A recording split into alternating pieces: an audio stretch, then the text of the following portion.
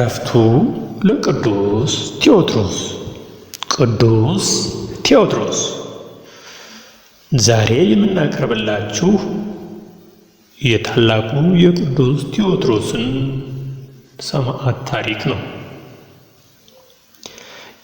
የካቲት 28 በዚች ዕለት በነገሥታት መክሲሞስ እና መክስሚያኖስ ዘመን ሮማዊው ቅዱስ ቴዎድሮስ በሰማዕትነት አረፈ። እርሱም ከእስያ አውራጃ እስጢር ከሚባል አገር ነው። ይህንንም ቅዱስ በነገሥታት ዘንድ አማልክትን በማምለክ እርሱ እንደማይስማማ ወነጀሉት። በዚያን ጊዜ አስታርተው ለአማልክት ለምን አትሰግድም አሉት። እርሱም እኔ ክርስቲያን ነኝ፣ ሕያው እግዚአብሔር ልጅ ከጌታዬ ከኢየሱስ ክርስቶስ በቀር ሌላ አላመልክም ብሎ መለሰላቸው።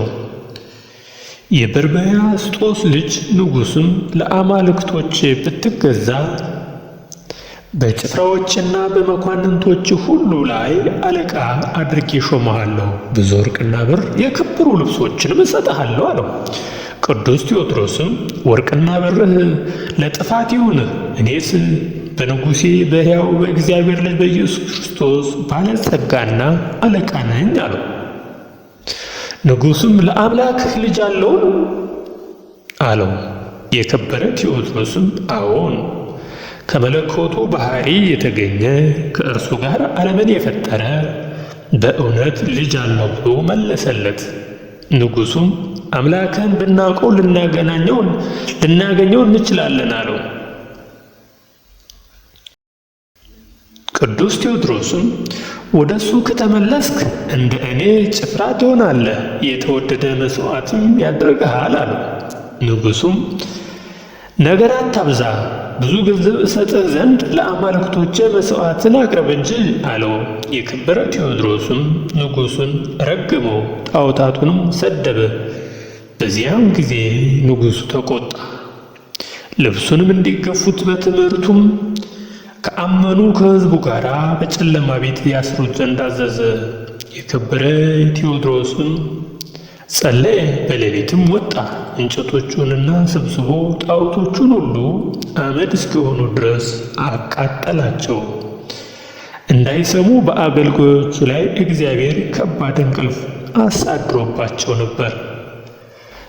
ከዚህ በኋላ ለንጉሡ የሆነውን ነገር ሁሉ በነገሩት ጊዜ አጽንቶ አሰረውና ልዩ ልዩ በሆነ በጽኑ ስቃይ አብዝቶ ያሰቃየው ዘንድ ለመኮንኑ ሰጠው። መኮንኑም እንዲህ አለው፣ ለንጉሡ ለምን አትታዘዝም? ለአማልክቶቹስ ለምን አትሰዋም? የከበረ ቴዎድሮስም እኔ ስለ ረከሱ አማልክት አልሰዋም፣ ለካዲ ንጉሥም አልታዘዝም ብሎ መለሰለት። መኮንኑም ይህን በሰማ ጊዜ እጅግ ተቆጣ። ከወንበሩም ላይ ተነስቶ እንደ ነብር ተወርውሮ አንገቱን አነቀውና የከበረ ቴዎድሮስን በምድር ላይ ጥሎ ፊቱን በጥፊ ብር መታው፣ በእግሮቹም ረገጠው። እግዚአብሔርም ትዕግስቱን አይቶ የመላእክት አለቃ ገብርኤልን ላከለት። መኮንኑንም ገድሎ ከምድር አዘቅት አሰጠመው። ለከበረ ቴዎድሮስም በእስያ ሀገር ውስጥ እየተዘዋወረ እንዲያስተምር መንፈሳዊ የሆነ ጻዕዳ ፈረስን ሰጠው። በፈረሱም በእስያ ሀገር እየዞረ ማስተማር ጀመረ። ይህንን ነገር ንጉሡ በሰማ ጊዜ የከበረ ቴዎድሮስም ከነፈረሱ እንዲይዙት በትምህርቱም ያመኑትን ሁሉ እንዲገድሉ 100 ፈረሰኞችን ወታደሮች ላከ። ከሴቶችና ከልጆች በቀር 6048 ሰውን ገደለ። ሊይዙትም ወደ ቅዱስ ቴዎድሮስ በደረሱ ጊዜ ፈረሱ በላያቸው ተወረወረ። ከአፉም እሳትን አውጥቶ አመድ እስኪሆኑ የተላኩትን ወታደሮች አቃጠላቸው። ነገር ግን ንጉሡ ሌሎቹን ላከና ሌሎቹም አግኝተው ቴዎድሮስን ያዙትና ወደ ንጉሡ ወሰዱት። እርሱም ወደ እስር ቤት እንዲያስገቡት እንዳይበላና እንዳይጠጣም ደጃፎቹን ሁሉ እንዲዘጉበት አዘዛቸው። ከዚህ በኋላ የክብር ባለቤት ጌታችን ኢየሱስ ክርስቶስ ተገለጸለትና ቃል ኪዳን ሰጠው። በዚያም ጊዜ ከእስር ቤት አውጥተው ዘቅዝቀው ሰቀሉት። ደሙም እንደ ውሃ እስኪፈስ ከላም ቆዳ በተሠራ ጅራፍ ገረፉት። ደሙ የነካቸው ብዙ በሽተኞች ዳኑ። በቴዎድሮስ ደም ብዙዎቹም ዳኑ። ተአምራቱንም ያዩና የሰሙ በጌታችን አመኑ። በዚያችም ቀን 148 ሰዎች ተጨማሪ ሰዎች ተገደሉ። እኒህን የተገደሉትንም ሰማዕታት ወደ እሳት ማንደጃ ውስጥ ከእርሱ ጋር ጨመሯቸው። በዚህ ጊዜ ነፋስ ነፈሰ፣ መብረቅና ነጎድጓድም ሆነ፣ እሳቱም ቀዘቀዘ። የከበረ ቴዎድሮስም ምንም ሳይነካው ከእሳት ውስጥ ወጣ። ፈጣሪ አምላክ የተመሰገነ ይሁን። ከዚህም በኋላ ንጉሡ የሚያደርገውን ነገር ባጣ ጊዜ 54 ልጥር የሚመዝን ልጓም አምጥተው አፉን እንዲለጉሙትና እግሮችና እጆቹንም በችንካር ቸንክረው ለአንበሳ እንዲጥሉ ታዘዛቸው። የታዘዙትም ሰዎች ቴዎድሮስን ወደ አንበሳው ወስደው አስገቡት። አንበሳውም እንባውን እያንጠባጠበ እንደ ሰው አለቀሰ እንጂ ምንም አልነካውም።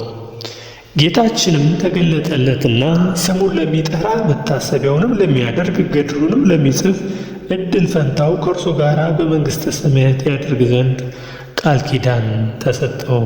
ከዚህ በኋላ 200 ሰው ሸክም እንጨት፣ 100 ልጥር ባሮድ፣ 100 ልጥር የዶር ማር፣ 100 ልጥር ነሐስ አመጡ። ከማንደጃውም ጨምረው እጅግ እስከሚግል አነደዱት። ጸሎትም ከፈጸመ በኋላ ቅዱስ ቴዎድሮስን ወደ ነደደው እሳት ወረወሩት። ምስክርነቱንም ፈጸመ። የመላእክት አለቆች ሚካኤልና ገብርኤል ነፍሱን ተቀበሉ። ከ3 አክሊላትም አቀዳጁት። ሥጋውንም አውሳቢያ የተባለች የመኮንኑ ሚስት ወሰደች። ዋጋው ብዙ በሆኑ ሽቱም ገነዘችውና ወደ ገላትያ ወሰደችው። በእብነ በረድ ሳጥንም አድርጋ በዚያ ቀበረችው። ቤተ ክርስቲያንም ሠራችለት። ከሥጋውም ታላላቆች ድንቆች ተአምራቶቹ ተገለጹ። ለእግዚአብሔርም ምስጋና ይሁን።